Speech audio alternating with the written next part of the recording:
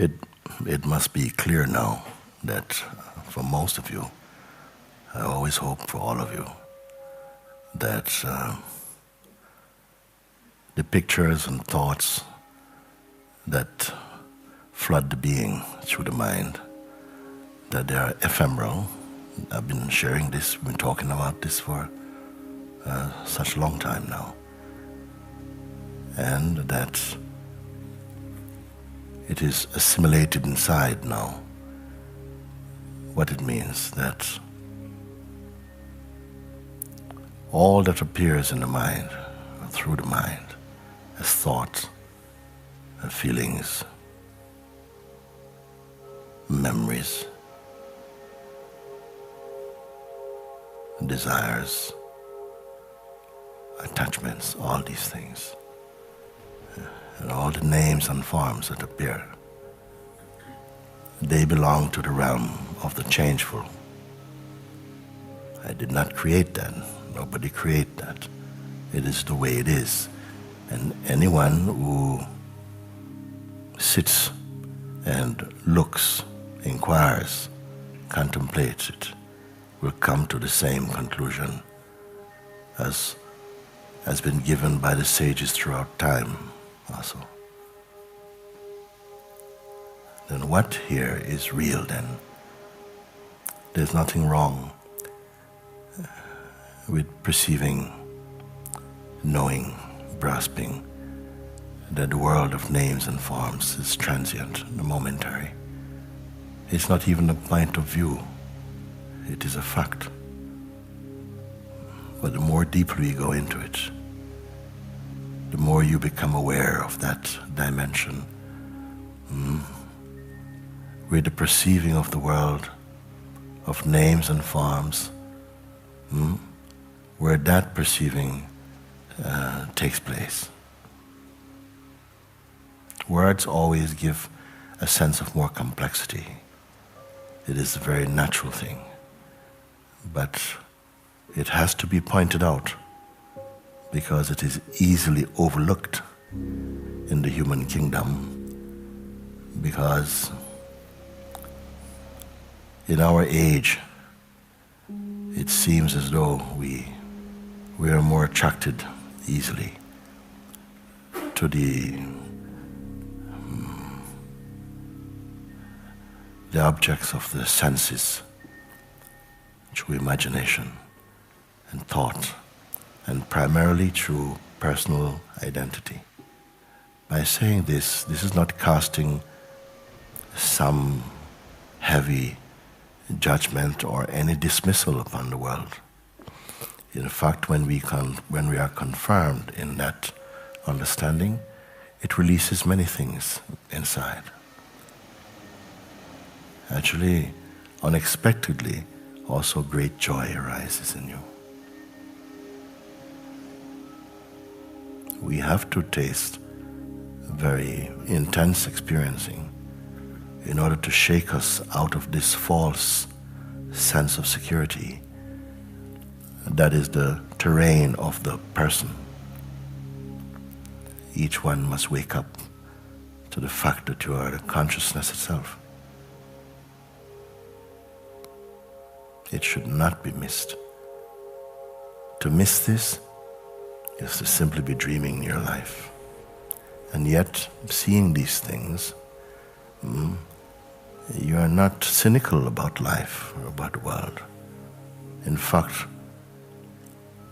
in seeing this, true love, universal love, emanates from you. Because you don't really want anything from the world, or do you? When I say want anything, of course, everything can be accessible. But when you have a sense of I need, and form deep attachments to what is ephemeral by nature, this surely is foolish. Yet it's a very difficult thing to separate from due to habit. Nevertheless, you were there in the first place before all these things came. And our true nature remains innocent and untouched by the play of the body-mind. We need to come to that experiential conclusion. Grace is so much with you, step by step, breath by breath. Grace is with you.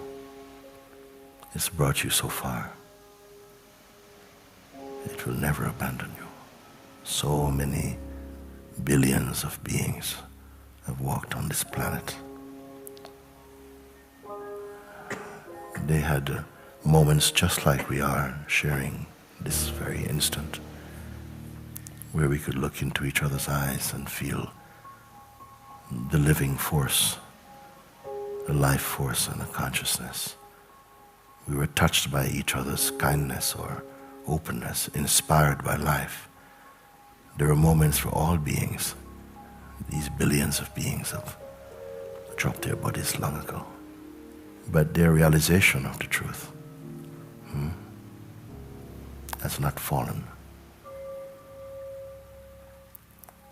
If we know ourselves only at the level of the body-mind, in other words, as a person,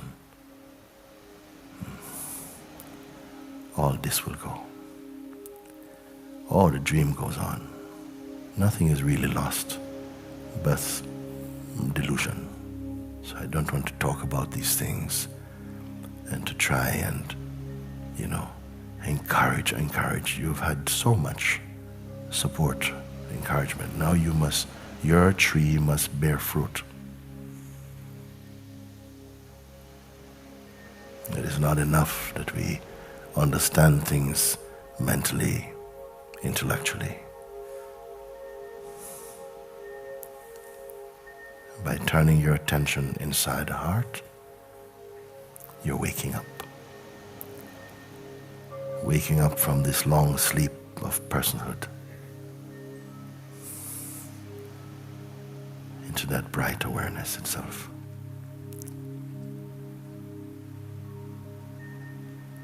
For this reason, we came here. And if you have come here and you've stayed, it is because grace has supported you. As I said before,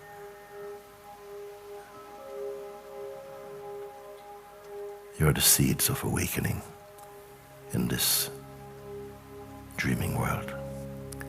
Each one must be receiving the gift of the Spirit of Truth. The gift of the Spirit is not to speak in tongues or to display miracles or these things. The fruit of the Spirit is love and peacefulness, compassion, empathy, openness, surrender. As souls, how long have we been journeying on the face of this planet? We don't know.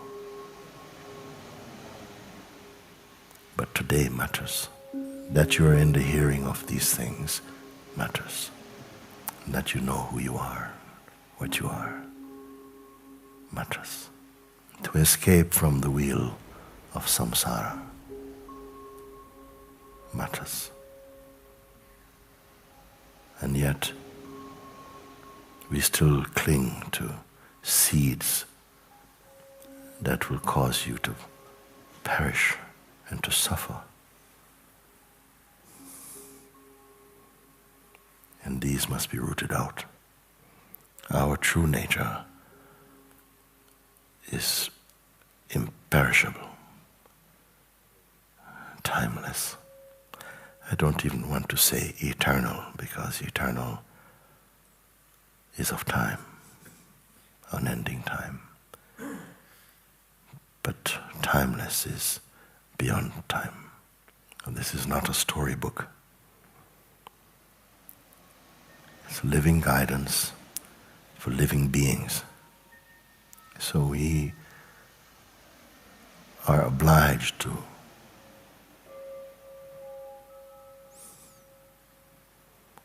understand the functioning of the egoic mind and to not support it. So you hold this feeling inside your heart: I am chosen for freedom. In this world, not everyone will understand you. For those who are asleep, they even perceive what kind you're giving away your life. Because their projections may be different, their condition different. They measure success by worldly standards. But something brought you here. And you trust it because you're living in the fruit of it. In fact, you are the fruit of it. Grow in that inner confidence. Trust in what has been revealed to you. Walk in the light of your own understanding. At the end of the day,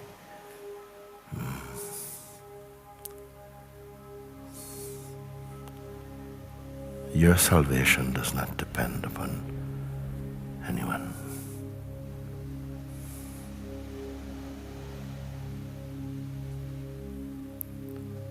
Not on those who reject you, maybe.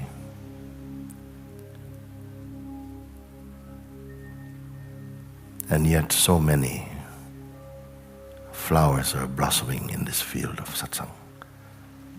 It is beautiful to see how much your presence is affecting those around you. The sense of personhood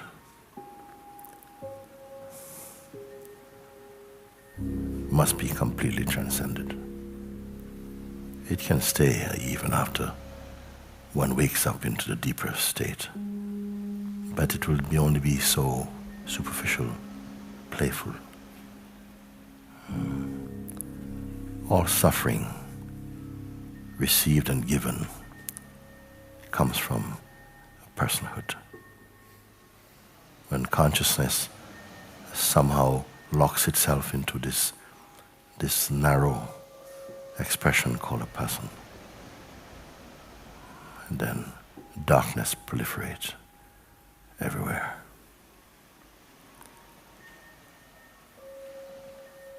But for most of you have gone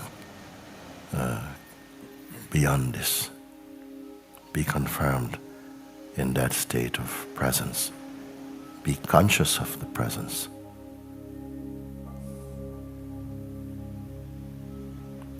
It's a wider field.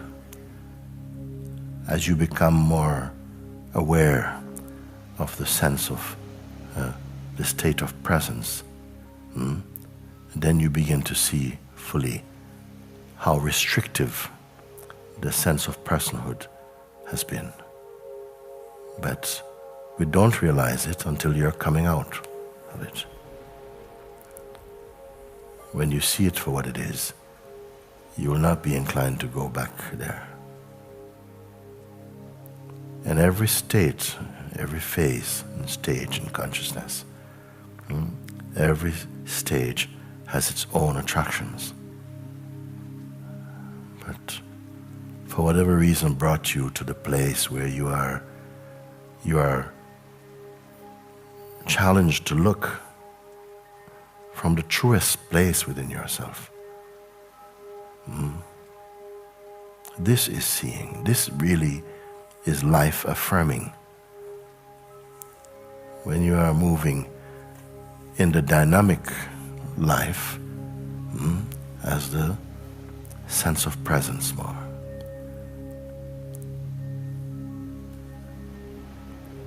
When you come to that point where even the sense of presence is observable in you.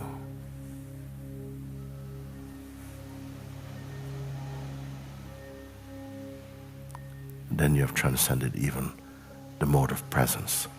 Presence itself becomes phenomenal. But be careful not to think you have done that.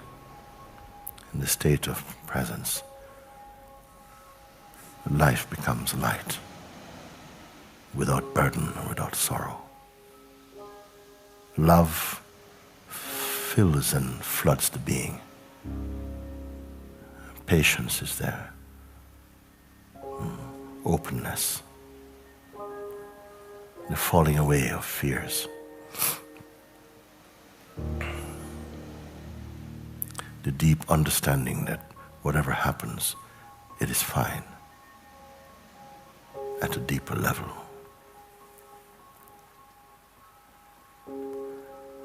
We stop judging life simply by what you like.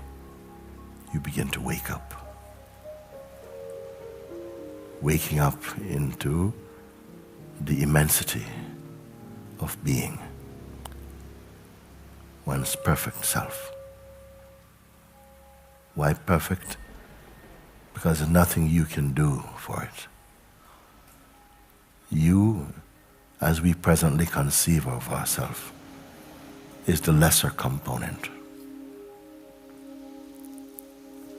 Ordinarily, when we think of ourselves, it is only shaped out of the body-mind, mostly. But something is different here.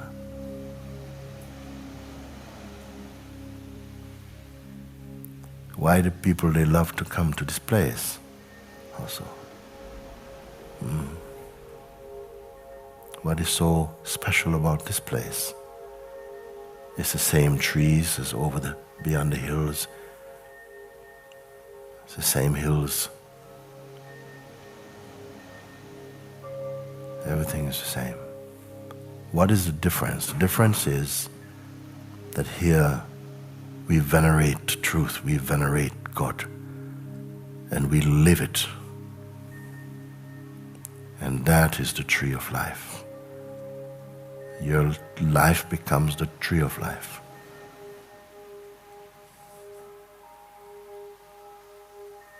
Love becomes your climate. Not this fickle thing, but a love that is profound, that is without need or trickery.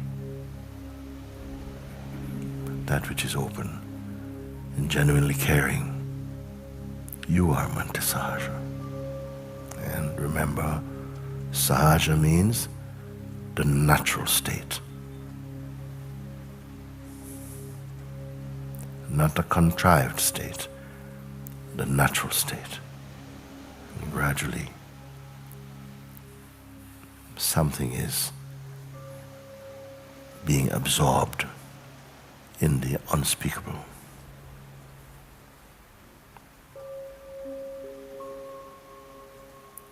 There should be arising in the heart of everyone a natural yearning and a natural trust. To go as far as you can, as deep as you are capable. Even your attention turned in this way, the Supreme will do the rest. Life is always putting in front of us subtle clues. It has to do this so that our part is to be sensitive enough to perceive them. And like this we grow to discover the language of the Supreme. Isn't it wonderful to know that the most true thing in you is the God in you.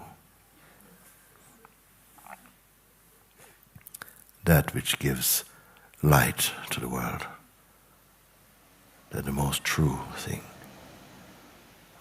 is that which is imperishable, uncreated, unborn. Don't only believe this. Keep to your sadhana until it becomes totally irrefutable. When knowing and being are one, then your life has been used well. The things I share with you should bring great joy into your heart. Peace.